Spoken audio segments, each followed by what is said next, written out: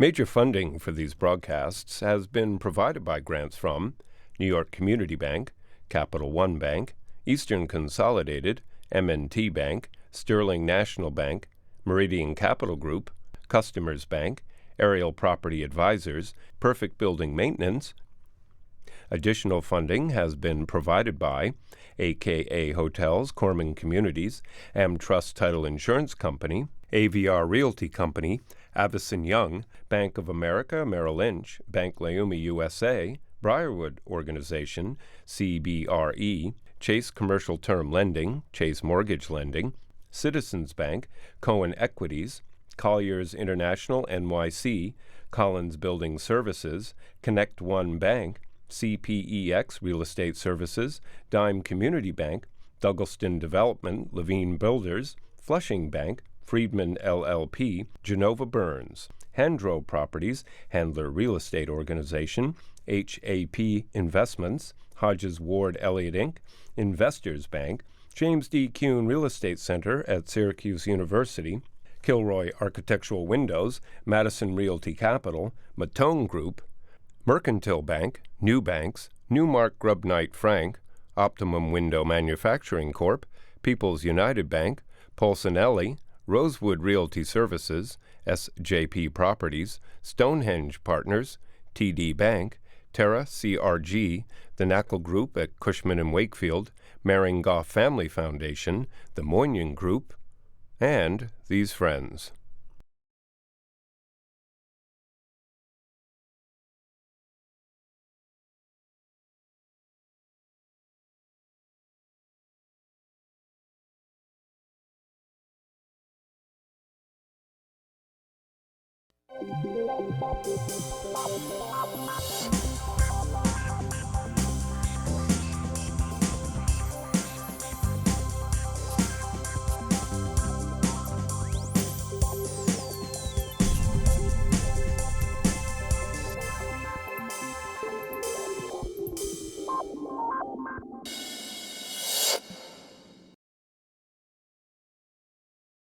It's called New Rochelle. 80,000 people. It's a place where there's going to be $4 billion of development. So today I've assembled this group of business leaders who are going to talk about the revitalization and what's taking place in the city of New Rochelle. My guest includes Luiz Aragon, who is Director of Planning, Commissioner for Planning of the city of New Rochelle. Phil Wharton, who's the Executive Vice President of RXR Realty, who's involved with a major redevelopment in New Rochelle. Brian Fisher, who is the principal of Fisher Development, also developing in New Rochelle. Jeremy Bermingham, who is the Executive Vice President at NRDC. And last but not least, the City Manager of the City of New Rochelle, Chuck Strome. So, Chuck, what happened a couple years ago with this plan that the largest portion is with RXR?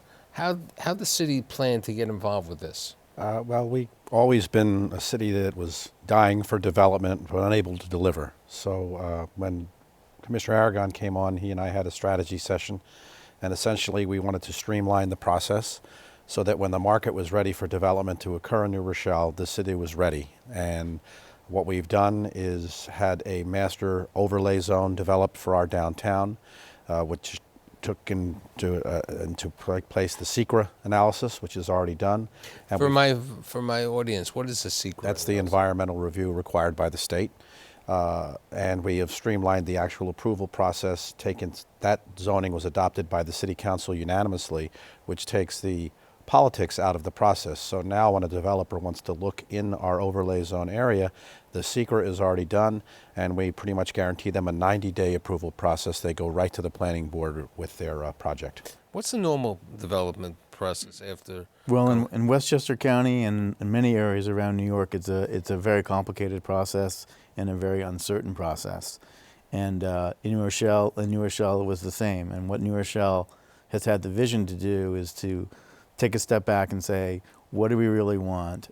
We want to encourage development. How do we make it simple and straightforward and transparent? So they hired us to work with them, and over a period of years, we met with them every week and came up with a plan that we thought would work to attract investment, but would also address the needs of the community. And instead of us having a particular project that we were pushing to get approved with New Rochelle, we were helping them come up with a plan for the whole. Right. So you came out with this major plan. Talk to me about the plan. So in order to really change the DNA of our downtown, in essence, we had to put together a plan that looked forward to 10 years from now and really see what is the New Rochelle that we want to see tomorrow. Not the New Rochelle of yesterday, but the New Rochelle of tomorrow. And what is the mix that we need? It's not only residential, but it's also commercial, it's office space, it's hospitals, there's a whole mix that makes into a healthy city, a walkable city, a city where folks want to move to. So it was with a partnership with RXR that we're able to develop this vision. But it was created not just by us, but it was created also by the 80,000 New Rochellians that participated intensively with us in creating a vision that was also their vision. But I think part of the situation is RXR is a leader in figuring out unique environments and working with cities and towns to do this. But here I have two developers, one who's based in Westchester, both of them who are really based in Westchester, who never really came to New Rochelle before.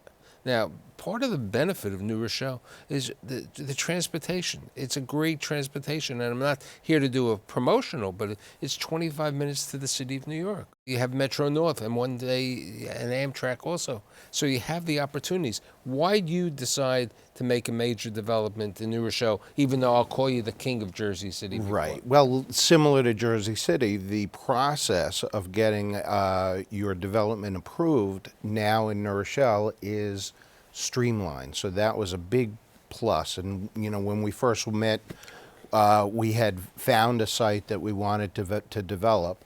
We're also very transit-oriented developers. So we found a site that is literally on the train station, and in this particular case, the train will go. You can take a train to Penn Station, you can take it to Grand Central from New Rochelle, and you can be there in under a half an hour. So we went to the city and talked to them and started to do our discussions as to how the process might work. And we've been developing in Jersey City for more than 15 years. So what is the development you're planning for New Rochelle? The development we're planning in New Rochelle is residential development, luxury residential, which basically will feed into the train station. So from your apartment to Manhattan to Grand Central, you can do it in under half an hour. So you're directly across the street from the train station. Exactly. Now, Chuck was saying before, New Rochelle also has a transit hub. What is the transit hub? Well, it's a multimodal transportation center. So we have a recently constructed garage. We have the B-Line buses, which is the Westchester County bus service that go in and out of there. We have Metro North, and we have Amtrak, a station. We're an Amtrak station, so you can obviously take Metro North to the city. You can hop an Amtrak to Washington, Philadelphia, Boston, or anywhere you want to go on the Amtrak line. So we basically have all of the methods of transportation, the modes of transportation, serviced by that one facility, which is across the street from his site. Is it going to be a tower? At this point, it's going to be 28 stories. It has wonderful views of the Sound. It is right in the middle of New Rochelle, which, as Luiz said, is a very walkable city. It's a nice community. So you have all of the benefits of being in a city, a small city, but you also have the opportunity to get to Manhattan in a very short period of time, which I think is part of the reason, not to bring it back to Jersey City, but is part of the reason why Jersey City has done so well. So I think it's the ease of transportation into Manhattan. I mean, the one question to look at the other way is, why hasn't New Rochelle developed earlier? And at one time it was a very at one time city. you were involved with development in an earlier life. In the earlier life, but it never really took off because there was so much complexity and uncertainty in what the development process would be. How long would it take to get approvals? What would the mitigation fees be? Now you can say, On this particular site, I know that I can build 28 stories. It can be any use. I know what my mitigation fee is going to be because it's by formula, and that just gets factored into the land price. And as long as I check all the boxes, I don't need to go to the city council. I go to the planning board. I have a building. What's important huge here is change. that what Phil was talking about is that we created certainty. So when a developer comes to New Rochelle, they know what they're getting themselves into. They know what's expected. The environmental impact's already been done. So you take away all that uncertainty, of course, why wouldn't you invest in But New in Rochelle? addition to that, now there is, and you know, RXR takes credit and New Rochelle takes a lot of credit, a great master plan, I think. And the master plan includes everything that you would want to have in your surrounding. Now, you brought up the property. subject of the sound, and let's talk about the sound. Here's a developer, even though you've developed thousands of units around, but now you're going into the sound, which is beautiful, and the beach points and all the rest of the. And what are you doing in New Rochelle yourselves? So as I was saying, the waterfront, which was the reason for New Rochelle being the Queen City and the attraction that came out historically, this area of Davenport Neck with the beach clubs that are there now had an opportunity where one of the businesses was leaving, and it had the potential to be a beautiful residential and very unique opportunity for us. So even though ordinarily we would be cautious looking at anywhere in Westchester, in meeting with the city, it was clear they both understood the process, how to get things done, and could be fair about what they would ask and require in terms of a developer coming in. And so we worked with them to change the zoning for the Davenport Neck and create what's a spectacular 72 luxury condominium complex, which every single unit can look at the waterfront because it has 3 sides of water. Now, how far is it from downtown New Rochelle? It's 5 minutes. It's not a walkable 5 minutes. It's not a walkable site like most waterfronts. It's a little more remote, which the Right. people like. It's part of the attraction as you're sitting out on the sound and you're having your cup of coffee on a terrace. So and here's a enjoying the question sunset. for Brian, Phil, and you. The big topic today is Millenniums. Who do you see as your tenants? Who do you see as your purchases and your tenants with regard to these new developments in New Rochelle? Well, New Rochelle has the benefit of affordability, as you say. So it's very expensive, as I'm sure you know, to live in Manhattan for millennials, for younger people who are just starting out, or for people who are at the end of when they want to move out of their homes, their family homes, and still maintain a presence in Westchester. So really, it's anybody who wants a more affordable, Lower cost alternative to Manhattan. What is And still be near Manhattan. right? Very close to Manhattan. I mean, the commute What of- do you believe commute the of 30 minutes. differential between a Manhattan rent and a New Rochelle rent will be when you build your first tower with the old Loews movie theater? The rents will be in the upper 30s. Let's talk about your project that you broke ground in December. About Yeah, so that's about 300 apartments on Main Street. It got approved very quickly, within the 90 days. So the new zoning worked. And as part of the zoning, there are a list of community benefits that you can provide, and in exchange for that, you get extra density. So we contributed 10,000 square feet of our project to the city to use as a black box theater, and we won't get rent on that. But that was part of our contribution, and we also did a historic renovation to the facade.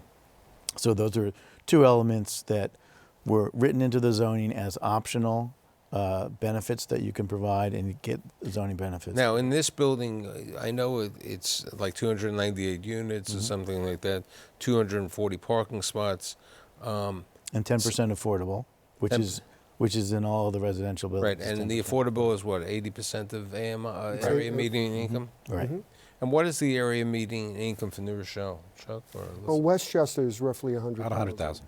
So somebody, it's able, 80% would be $80,000. So a family of two, each making about $40,000, would do that. And I have a question. In your development, are you going to have an affordable complex also? Same.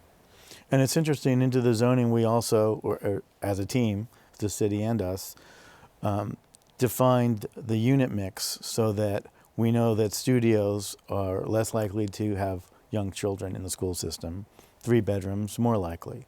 So the fee, the mitigation fee that the developers owe, you look it up on the table and you know by your unit mix what that's going to be. With regard to that, that's how the school system your works out units for are going to them. be like 1,700 square feet, right?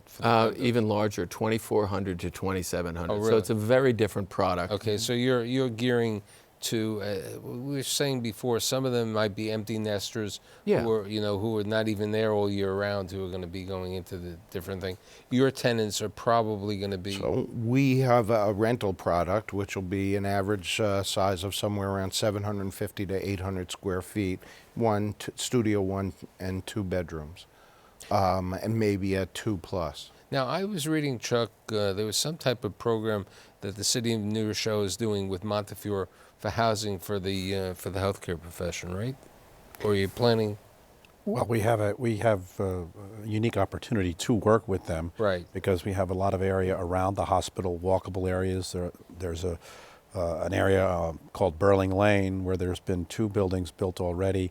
I think 5 more are planned, which is really walkable to the hospital, and many of those tenants will be hospital people. There's one thing I wanted to say, because we kept talking about certainty and taking the elected officials out of it. The elected officials really deserve credit for this, because they unanimously decided to extricate themselves from the process, the approval process, because they saw the need for something to happen. And for the first time in our history, when the market was ripe for us to develop, the process is in place and it's happening.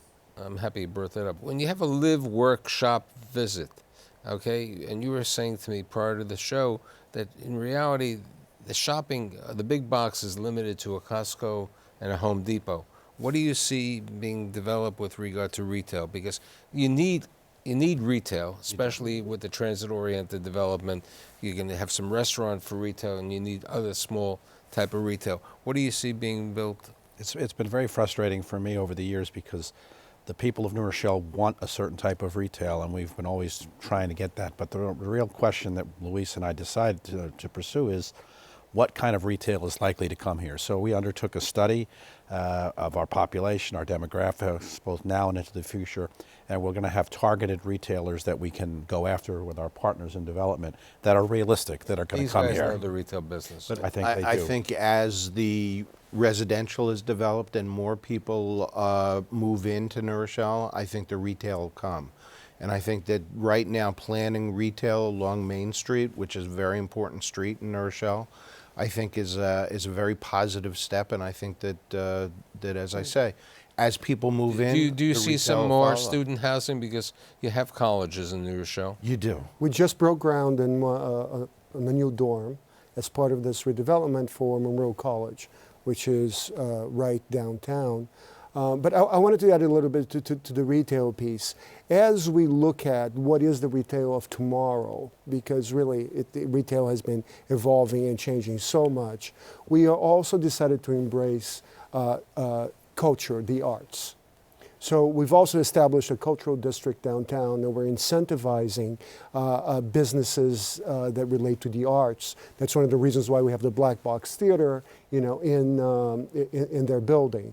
So it's by creating this sort of like trend that it's not only the arts but also technology, because the art of tomorrow includes technology, that we hope to create a niche in the market for us to create a new destination, a new purpose for downtown New Rochelle. Here's a question which I didn't discuss before the show, and I know Brian's been involved with it in Jersey City, the light rail. Is there a possibility of not a light rail or a ferry system around New Rochelle, or a bus that might be there? That's one of my pet projects.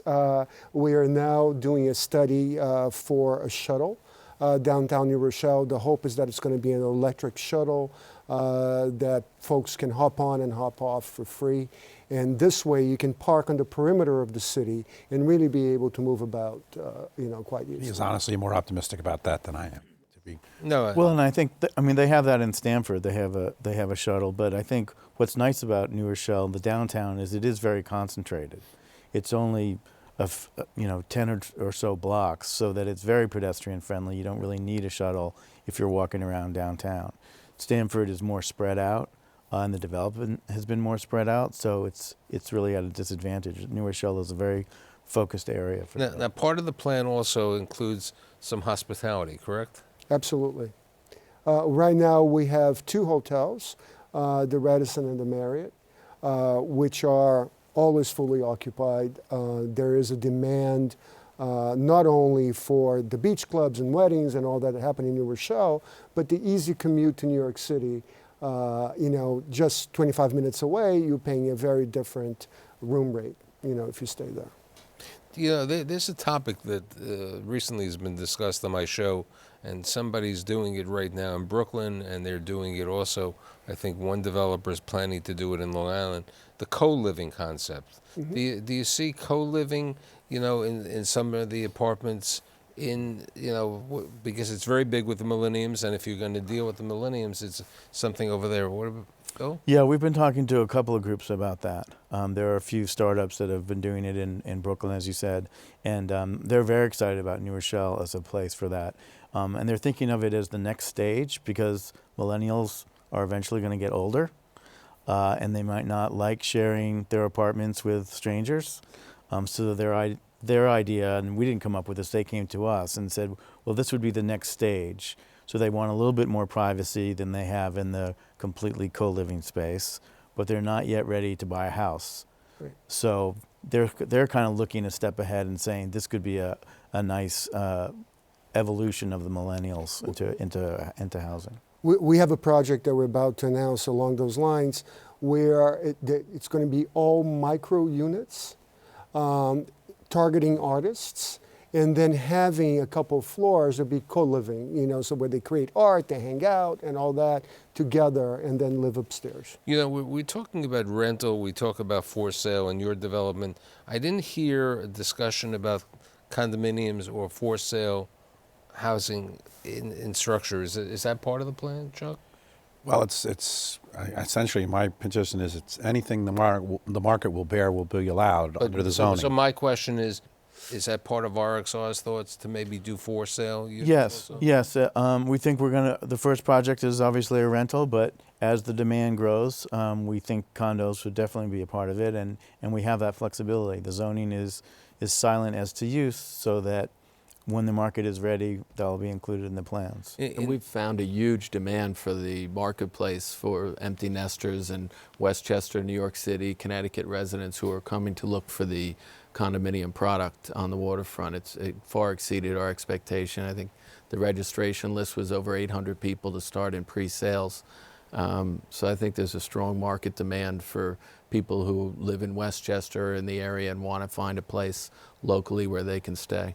In the same vein as we talk about the millenniums, the baby boomers, they don't need the big house anymore. And it sounds like the flexibility in your plan opens the opportunity to senior housing. And many people look at senior housing at 55 and older, but it's not a requirement, because there was one town where Meadowbrook was built in Nassau County on the former Roosevelt Raceway, where it was 48 years and older.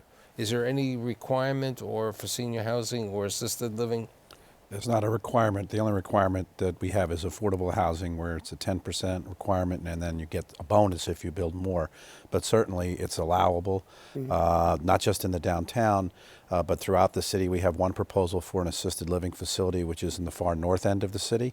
And I think you'll find that that's another market that needs to be met in Westchester County particularly, because we have a lot of... I think that not to interrupt, in my opinion, part of the reason why people are moving to, or would move to New Rochelle, is because the affordable cost of still getting a luxurious apartment with all of the amenities, swimming pools and gyms, and these are the things that these are the things that I think people are looking for and are going to enjoy.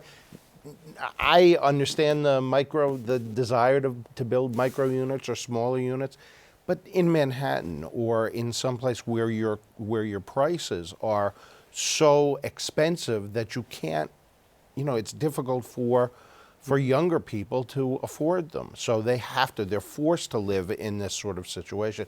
People are moving to Westchester so that they can have the amenities, so that they can have the benefit of Now, a part of the luxury master apartment. plan that I read included office and medical office. Absolutely. Okay, what's your thoughts on? Well, going back to eds and meds, right? So remember that we have 3 colleges in New Rochelle, and we have Montefiore Hospital.